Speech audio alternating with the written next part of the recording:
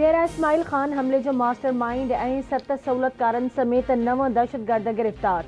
दहशतगर्द हमले में मुलविस master mind जो तालुक़ डेरा इस्माइल जे इलाइक़े दराबन ऐं 6 दहशतगर्दनि जो तालुक़ अफ़गानिस्तान सां आहे। डेरा इस्माइल में आपघाती हमलो कंदड़ दहशतगर्द हसन उर्फ़ शाकिर जो तालुक़ अफ़गानिस्तान सां आहे, जिन हमले खां पहिरीं वीडियो भी जारी कई हुई। हमले में मारिजी वियल ॿिए आपघाती हमलो कंदड़ सफ़तुल्लाह मुरवत जो तालुक़ इमारत इस्लामी अफ़गानिस्तान सां आहे। सिक्योरिटी काउंसिल में गाज़ा में जंगबंदी बाबत ठहराव ते 3 ॾींहं बि वोटिंग न थी सघी। अमरीका के जंगबंदी में शामिल लफ़्ज़नि ते एतराज़। गॾियल क़ौमनि जी सिक्योरिटी काउंसिल वोटिंग खां पहिरीं सिफ़ारतकारी लाइ 1 ॾींहं जी मोहलत ॾींदे वोटिंग 1 ॾींहं लाइ मुलतवी करे छॾी। इजलास जे सदर अॼु ॿीहर वोटिंग कराइण जो फ़ैसिलो करे वरितो। सिंध समेत सॼे मुल्क में नामज़दगी काग़ज़ वठण जो सिलसिलो जारी। अॻूणो सदर आसिफ अली ज़रदारी नवाब शाह जे तक एने 207 ते इलेक्शन विढ़ंदो नामज़दगी फॉर्म हासिल करे वरिता। पीपुल्स पार्टी चेयरमैन बिलावल भुट्टो ज़रदारी लाड़काने जे तक एने 194 ऐं शहदाद कोट जे तक एने 196 तां नामज़दगी काग़ज़ वसूल करे वरिता। अॻूणे वॾे वज़ीर सैयद मुराद अली शाह जी PS 77 तां नामज़दगी फॉर्मनि जी वसूली। पीपुल्स पार्टी सिंध जे सदर निसार खोड़े पारां PS 17 नसीराबाद तां नामज़दगी फॉर्म हासिल कया विया। अॻूणे सूबाई वज़ीर शर्जील इनाम मेमण PS 61 तां नामज़दगी फॉर्म हासिल कया। गढ़ी यासीन जे तक PS 9 तां आगाज़ राज दुरानी ऐं संदसि पुट आगाज़ शहबाज दुरानी नामज़दगी काग़ज़ वसूल करे वरिता।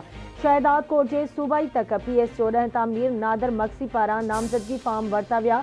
PS 78 ते पीपुल्स पार्टी मलक असद सिकंदर नामज़दगी काग़ज़ वसूल कया।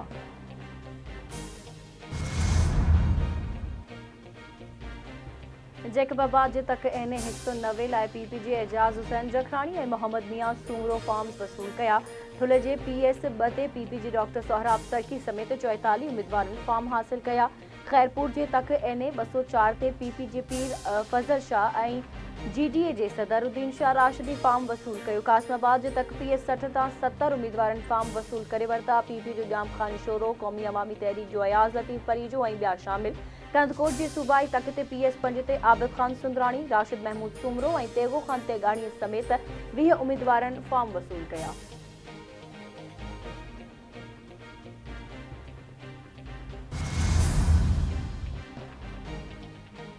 इलेक्शन कमीशन आम चूंडुनि जे लाइ सियासी पार्टियुनि लाइ ज़ाब्ता इख़लाक़ जारी करे छॾियो। सियासी जमायतूं ऐं उम्मीदवार अहिड़ी राय जो इज़हार न कंदा जेका नज़रिया पाकिस्तान मुल्की ख़ुदमुख्तियारी ऐं सलामतीअ जे ख़िलाफ़ हुजे।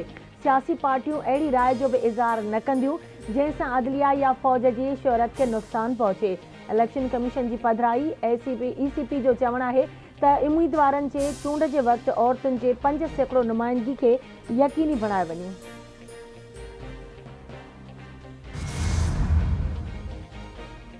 एक भेरो ॿीहर बिजली महांगी। नेपरा सॼे मुल्क लाइ बिजली जी फ़ी यूनिट अघ में ₹1.15 इज़ाफ़ो करे छॾियो। बिजली जी क़ीमतुनि में वाधि माली साल 2023-24 जे पहिरीं टिमाही एडजस्टमेंट जी मद में कई वई आहे। वाफ़ेदारनि खे जनवरी खां मार्च ताईं इज़ाफ़ी अदायगियूं करणियूं पवंदियूं।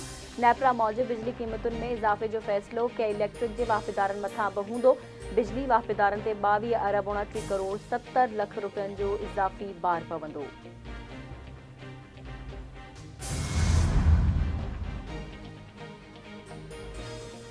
रियासती इदारनि ते हमला हर मुल्क में ॾोहो आहे। कानून हथ में खणंदड़नि खे नतीजनि खे मुंहुं ॾियणो पवंदो।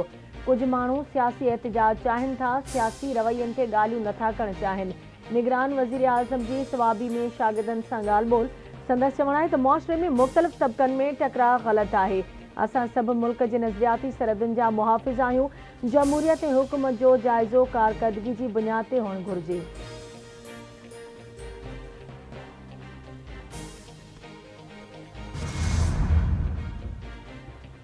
ऐं डेरा मुराद जमाली वेझो हथियार बंदनि जी फायरिंग 2 सॻा भाइर मारिजी विया। मारिजी वेलनि में गुल मोहम्मद ऐं दुर मोहम्मद शामिल। पुलिस वाक़े वारे हंधि पहुची मक़तूलनि जा लाश पोस्टमार्टम लाइ अस्पताल मुंतक़िल करे छॾिया। पुलिस मूजिबि वाक़ियो पुराणी दुश्मनी तां पेश आयो आहे। वधीक जांच कई थी।